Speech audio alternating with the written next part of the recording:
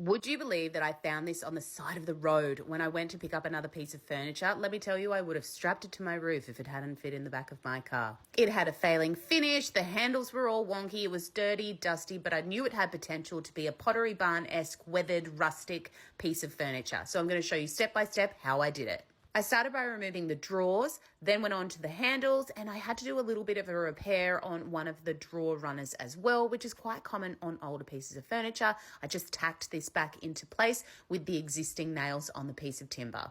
I then got my vacuum cleaner out and got in and under the piece. I got all of the dust out, everything that likes to accumulate at the back of the drawers. And then I went on to spraying everything down with crud cutter, giving it a really good wipe over, and then coming back with some hot water just to get any of the residue off from my crud cutter. Now, this piece did have that backboard on it, but I wanted to modernize this a little bit, so I did take that off completely, and I didn't plan on putting it back on. Once everything was completely dry, it was time to sand. Now, I went around with 120 grit sandpaper first, and the finish just came off like dust.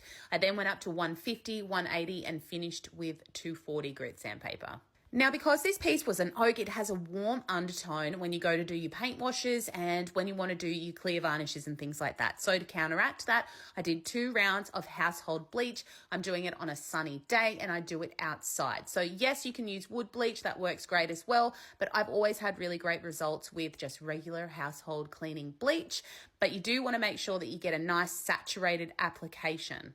Once the piece was completely dry, and I mean bone dry, you don't want any wet bleach on here when you go to neutralize because you're neutralizing with vinegar, and vinegar and bleach is a really toxic combination if it's mixed together. So make sure it's dry. The next step in my process was to deepen the grain of the timber using this wire brush. Now, I do this because I want my white wax that I'm going to apply in the end to sit deeper in the grain as opposed to sitting superficially on the surface. In order to do this, all you need to do is follow the grain, and each one of those little wire bristles will find each groove of the grain, slide in and deepen it.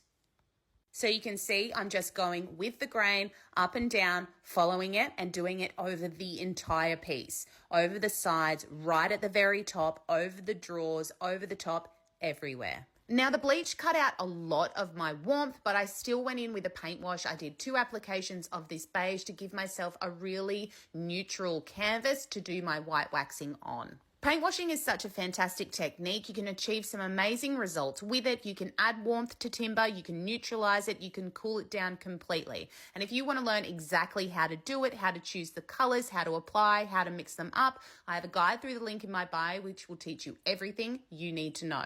Once my paint wash had completely dried, it was time to move on to the waxing process. Now, the first step in that process is to use a soft wax. I use Feast Watson soft wax, and you apply this to the entire piece.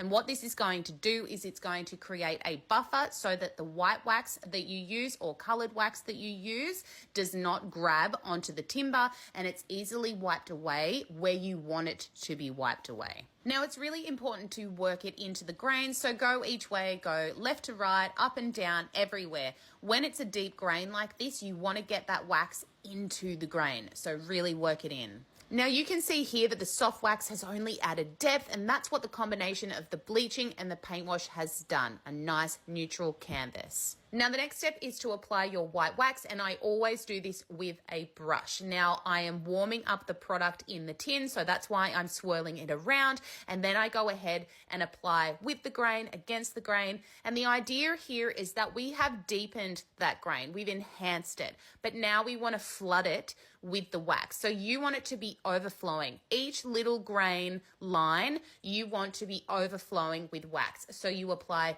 with the grain, against the grain, you dab it in. You don't want to see any little dark lines. You want everything to be little white lines.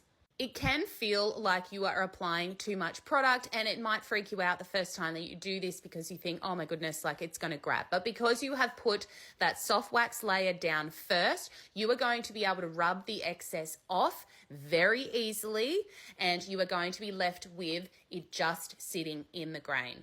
So now with a microfiber cloth, I am going against the grain. I'm not going with the grain because that will take the wax out. I'm going against the grain. So I'm just skimming across the top and I'm leaving what went into the grain in the grain. This is probably one of the most satisfying waxing techniques that you can do. And you can go back. You can go and apply more. It's very forgiving. If you feel like you haven't put enough on, just go back and dab a little bit more. Just apply a little bit more product and follow the same process. Once I'd finished with the top, it was time to get going on the rest of the piece. So I started with the front, following the same technique. I am going with the grain, against the grain, applying a lot of product on there and then wiping off the excess against the grain. So you can see here that it just sits in that grain and highlights it. It was then time to install some new hardware. I chose some brass cup pulls.